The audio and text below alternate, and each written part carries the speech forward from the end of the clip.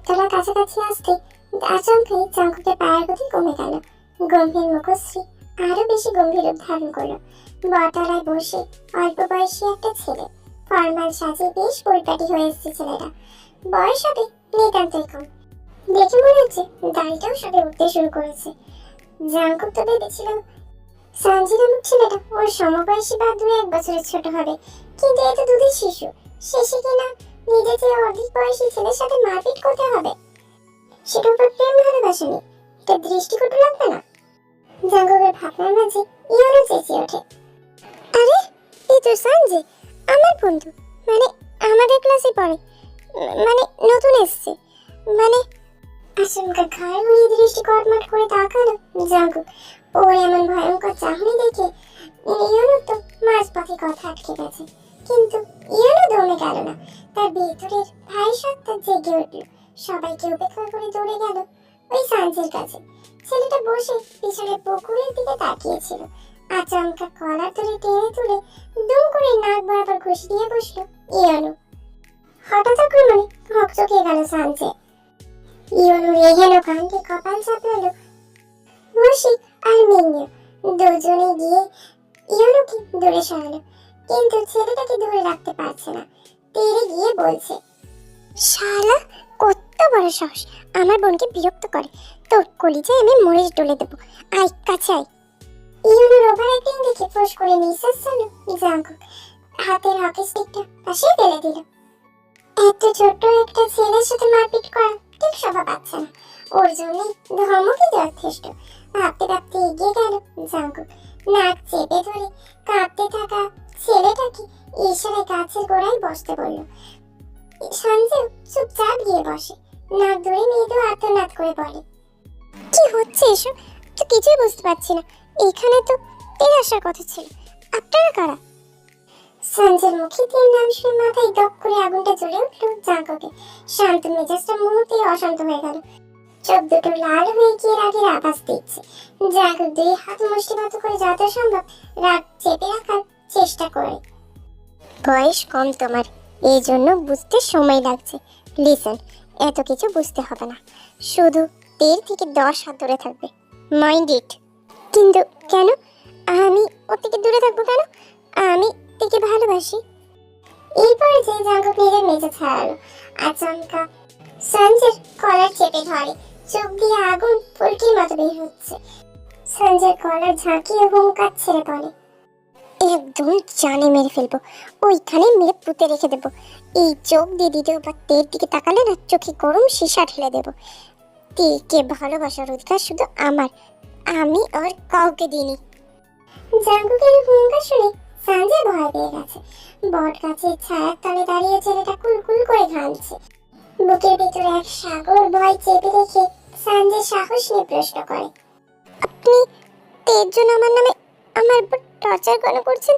কি আপনি আপনি কি তের ভাই নাকি ওর ভাড়া করা গুন্ডা? সঞ্জয়ের মুখে তের ভাই সম্বোধন শুনে কপালে 3-4টে ভাঁজ পড়ে জাঙ্কুকে। বোঝা যাচ্ছে প্রশ্নটা তার একদম পছন্দ হয়নি। এমন সময় পাশ থেকে ইয়ানো চেঁচিয়ে ওঠে, ওই শালা ভাইয়াতে যাবে কেন? তের ভাই শুধু আমি, ওর এক এবং একমাত্র ভাই। সঞ্জয় এক পলক তাকালো ইয়ানোর দিকে, এরপর নজর সরিয়ে জাঙ্কুকের দিকে তাকায়। ছেলেটার চোখে এখনো কৌতূহল, কণ্ঠে জানা তীব্র আকাঙ্ক্ষা। আর আপনি কে হন তের? আচমকা জাঙ্কুকের রাগটা পড়ে গেল যেন, কেমন যেন শান্ত নদীর মতো শীতল হয়ে গেল। সঞ্জয়ের কলা ছেড়ে দিয়ে গাছের গোড়ায় বসে পড়ল জাঙ্কুক। ঠোঁটের কোণে হাসি ঝুলিয়ে রাখা আছে। তে আমার জান, আমার লাইফ লাইন, আমার বেঁচে থাকার কারণ, আমার জীবনের খুশি। সঞ্জয়ের মুখটা হঠাৎ করে খারাপ হয়ে গেল। মন ভাঙার ব্যথা লুকাতে মাথা নিচু করে রইল ছেলেটা। নিজেই বিড়বিড় করে আওড়ালো, তার মানে এই সেই যার কথা দিয়ে আমাকে সব সময় বলতো। আমি ভেবেছিলাম মিথ্যে বলছে, কিন্তু না, এখন তো দেখছি তের কথাই সত্যি। মন খারাপ করে মাথা নিচু করে নেওয়া সঞ্জয়ের দিকে এক পলক তাকালো জাঙ্কুক। এরপর নজর গেল ইয়ানোর দিকে। জাঙ্কুক কিছুক্ষণ ইয়ানোর মুখের দিকে তাকিয়ে রইল, এরপর হুট করে বলে ওঠে, মন খারাপ করো না ছোট ভাই, তে তোমার জন্য নাই, শুধু তুমি কেন, সত্যি আমি ব্যতীত আর কারোর জন্যই নয়। তবে তোমাকে একটা বেটার অপশন দিতে পারি। তোর বেস্ট ফ্রেন্ড আছে না, জেনি, মেয়েটা অনেক ভালো, তার সাথে সুন্দরীও। তুমি চাইলে ওর উপর ট্রাই করতে পারো। সাহায্য লাগলে বলো, আমি সব রকম হেল্প করব। আপন ভাইয়ের মুখ থেকে এমন ভয়ানক কথা শুনে জোরে সোরে কেসে উঠল ইউনো। কাঁদতে কাঁদতে কলিজা বের হয়ে যাওয়ার পড়ল। এখন জাঙ্কুকে সঙ্গ দেওয়ার জন্য ইউনোর খুব আফসোস হচ্ছে। শেষে কিনা সে নিজের পায়ে কুড়াল মারল। ইউনোর মাথাটা একেবারে হ্যাং হয়ে গেছে। অজানা ভয়ে মনটা শিউরে শিউরে উঠছে। এই সঞ্জনা ফাঞ্জে এই পেটে ছেড়ে জেনির পিছনে লাগলে তো ইউনোর ঘুম হারাম হয়ে যাবে। যদি কোনোভাবে জেনিকে পটিয়ে ফেলে তখন শঙ্কা মিশ্রিত চোখে একবার জাঙ্কুকের দিকে তাকালো ইউনো। জাঙ্কু বট গাছের শেকড়ের উপর বসে চুমুকে চুমুকে সব ড্রিঙ্কসে পেটে চালান করছে। এই মুহূর্তে ওরা দুই ভাই ব্যতীত এখানে কেউ নেই। বাকিদের বহু আগে জাঙ্কু বিদায় করে দিয়েছে। ইউনো ভয় ভয় মনে এগিয়ে গেল। শান্ত ভঙ্গিতে জাঙ্কুকের পাশে বসে ইনিয়ে বিনিয়ে প্রশ্ন করে, ভাইয়া তুমি ওই মফিসটাকে ছেড়ে দিলে কেন?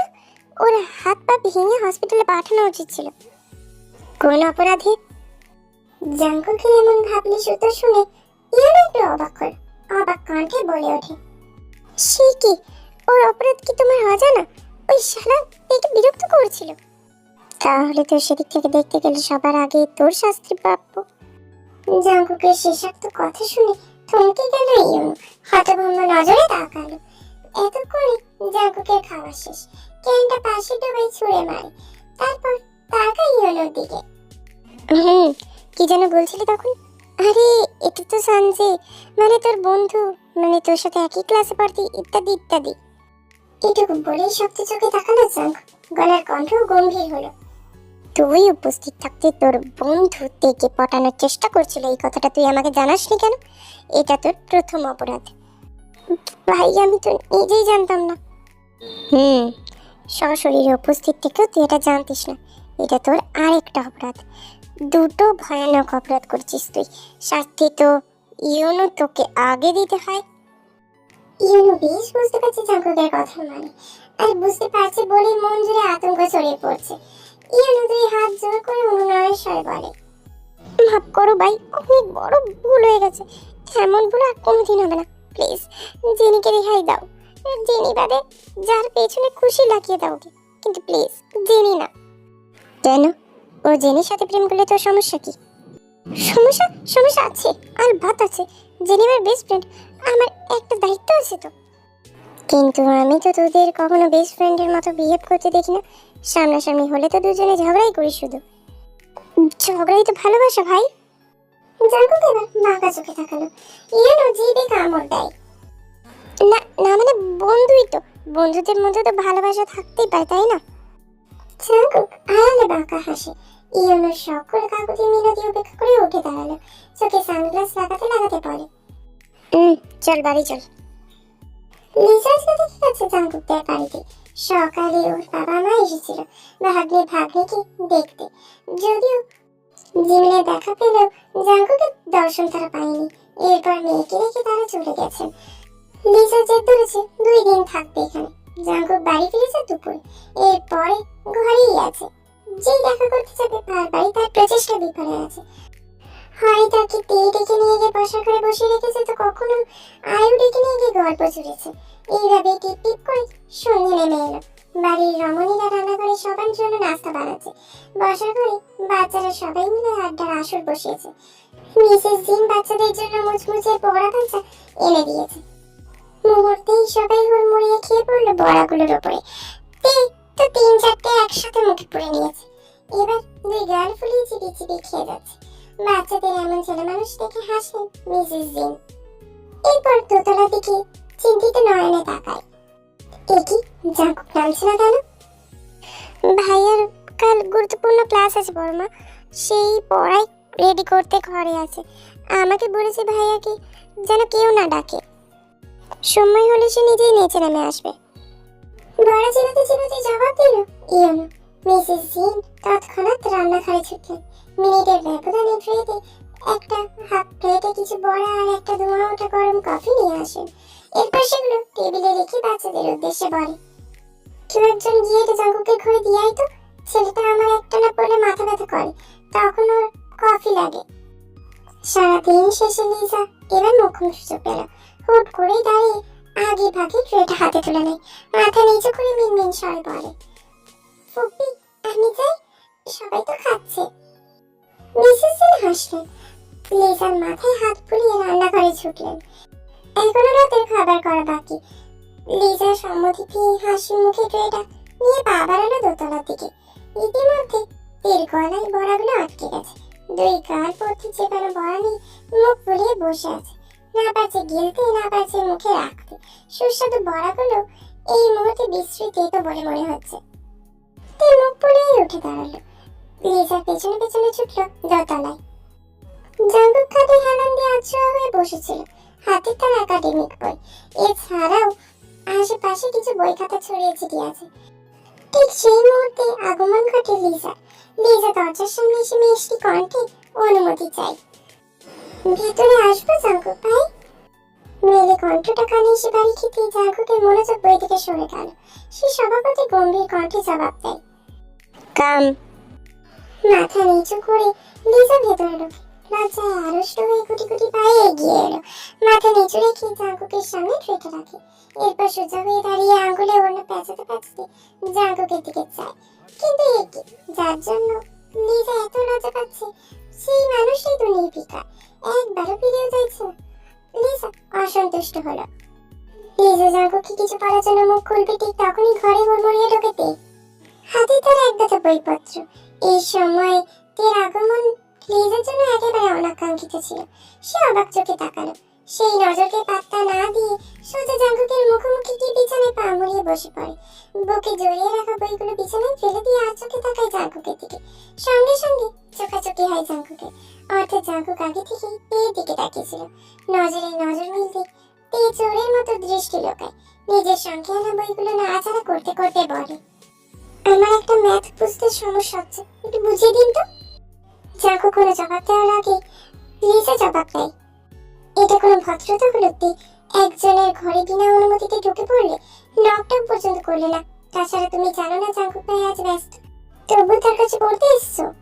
এক পলক তাকালো জাঙ্কুকের দিকে। সে নির্বিকার, ভাবলেশ ভঙ্গিতে বসে আছে এখনো, দুই হাত বুকে আড়াআড়ি ভাঁজ করা। অর্থাৎ জাঙ্কুক বোঝাচ্ছে ঝগড়াঝাটি তোড়াই কর, আমি শুধু তাকিয়ে দেখি। জাঙ্কুকের এমন গা ছাড়া ভাব দেখে মনে মনে রুষ্ট হলো তে। ভেতরে ভেতরে রাগে ফুঁসে উঠলো। সামনে ট্রে থেকে জাঙ্কুকের জন্য আনা কফির কাপটা হাতে তুলে নিল।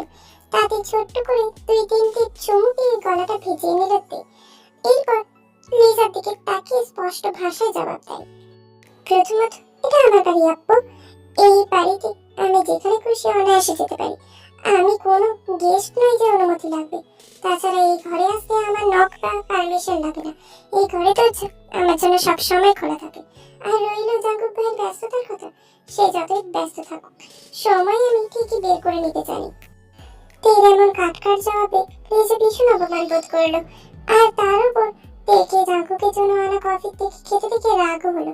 নিজের পক্ষে সাহায্য চাইতে জাঙ্কুকের দিকে করুণ দৃষ্টিতে তাকায়, কিন্তু জাঙ্কুক একবারের জন্য লিজার দিকে তাকায়নি। সে শুরু থেকে মনোযোগ দিয়ে তেকে দেখছে। এতে লিজার ভীষণ মনে আঘাত লাগলো। আঘাতে জর্জরিত হৃদয় নিয়ে চুপচাপ বেরিয়ে গেল ঘর থেকে। এত অপমানের পরেও কি সেখানে থাকা যায়? তে এক পলক তাকালো দরজার দিকে। লিজাকে মন খারাপ করে চলে যেতে দেখে তেরও মন খারাপ হলো। কিন্তু তাতে কি, মেয়েটা এসেছে তো তেজ সতীন হতে। ওকে এখনই বাধা না দিলে মেয়েটা ভবিষ্যতে তেজ জীবনে কাটা হয়ে দাঁড়াবে। ভাবতে ভাবতে মানমনি মুখ ভ্যাংচালোতে। এরপর ঘাড় ঘোরাতে চোখাচোখি হলো জাঙ্কুকের সাথে। জাঙ্কুক সঙ্গে সঙ্গে তের হাত থেকে কফির কাপটা নিয়ে নিল। তাতে বড়সড় একটা চুমুক বসে তৃপ্তিতে চোখ বন্ধ করলো। যেন অতি সুস্বাদু কিছু তার মুখ দখল করে নিয়েছে। পরম তৃপ্তিতে ঠোক তুলে জাঙ্কুক বলে, বাহ, বেশ মজা তো, আজ কফিটা একটু বেশি মিষ্টি লাগছে। বিনিময়তেই জবাব দিল না, রাগে চোখে তাকালো শুধু। কিন্তু জাঙ্কুকের মধ্যে তাতে কোনো পরিবর্তন আসে না। সে পূর্বের ন্যায় আওড়ালো, তোর ঠোঁটে কি মধুর কণি আছে নাকি? একটু ঠোঁট ছোঁয়াতেই পুরো কফিটা সহ মিষ্টি হয়ে গেছে। আয় কাছে আয় তো, জান একটু চেক করে দেখি। এরপর ফুঁসে উঠল, পেছন থেকে নেল কাটারের চাকু বের করে সেই ছোট চাকুটা তাক করলো জাঙ্কুকের সামনে। দেখেছেন এটা কি? কেন, তোর কি আমায় কানা মনে হয়? একদম কথা ঘুরাবে না, আমি বলেছিলাম লিজা আপুর থেকে দূরে থাকবেন। জাঙ্কুক ফুস করে নিঃশ্বাস ছাড়ল, কফির মগটা পাশে টেবিলে রেখে দিল, এরপর খাটের সাথে আয়েশি ভঙ্গিতে হেলান দিয়ে বসে জবাব দেয়, তোর কথাই তো সারাদিন রেখে ঘরে বসেছিলাম, পড়ার মিথ্যে অজুহাত দেখে নিজেকে ঘরবন্দি করে রেখেছি। আর কি চাস? আমি তো আর নিজে থেকে কারোর সাথে কথা বলতে যাইনি। লিজা এসছে ওর পায়ে হেঁটে, আমার ঘরেও ঢুকেছে, এরপর আমি কি করব? জাঙ্কুকের ব্যাগ খাইতে মন করলো না একটু, বরং অকাছে ছোট্ট চাকুটাকে আরেকটু এগিয়ে দিয়ে বলে, অত আমি কিছু জানি না। ওই আপুকে আপনার আশেপাশে দেখে আমার হিংসা হয়, আমি সহ্য করতে পারি না, রাগে আমার শরীর চলে। আপনি খবরদার ওনার সাথে একদম কথা বলবেন না। যদি বলি তাহলে কি করবি? এইটা আপনার পেটে ঢুকিয়ে দিলে কেমন হবে? এই 2 ইঞ্চির মাপের ধারবিহীন ছুরি দিয়ে হুমকি দিতে দেখে পেট ফাটা হাসি পাচ্ছে জাঙ্কুকে। জাঙ্কুক বহু কষ্টে নিজের হাসিটাকে চাপিয়ে রাখলো, তেল বাড়িয়ে রাখা হাতটা খপ করে তুলে নিজের কাছে টান দিয়ে পেটে নিজের কাছে নিয়ে আসে। আচমকা হ্যাঁচকা টানে তাই নিজের ভারসাম্য হারালো, নরম তুলতুলে দেহটা আসে পড়লো জাঙ্কুকের বুকে। দুজনের নাক একে অপরের সাথে ছুঁই ছুঁই। বেশি কিছুই হবে না, তবে একটু রক্ত বের হবে এই যা। তবে তোকে একটা বেটার অপশন দিচ্ছি, বরং তুই নিজেই আমার ভেতরে ঢুকে যা, ট্রাস্ট মি, আমি বেশি শান্তি পাবো। তুই চোখ আটকে গেল জাঙ্কুকের চোখে, বিশাল এক সমুদ্রের মতো স্বচ্ছ গভীর 2 চোখ। সেই চোখের দিকে তাকিয়ে পেট খেয়ে হারালো, অবধির মতো পড়ে রইল জাঙ্কুকের বুকে। জাঙ্কুক মাথাটা সামান্য বামের দিকে ঝাঁকালো, তারপর তের কানে কাছে মুখ নিয়ে গিয়ে ফিস ফিস কণ্ঠে বলে, তুই তো অনেক সফট আছিস সান, একদম তুলোর মতো, তোরে মজা পাই। জাঙ্কুকের গা হিম করা কণ্ঠস্বর শুনে গায়ে কাঁটা দিল তে, আজে আড়ষ্ট হয়ে চোখ নামিয়ে নিল, দড়ি ঘুরিয়ে উঠে দাঁড়ালো, বইপত্র রেখে ছুটে দেয়। পেছন থেকে জাঙ্কুক ডেকে বসে, আরে জান, ওনাটা তো নিয়ে যা, এটা ফেলে যাচ্ছিস কেন?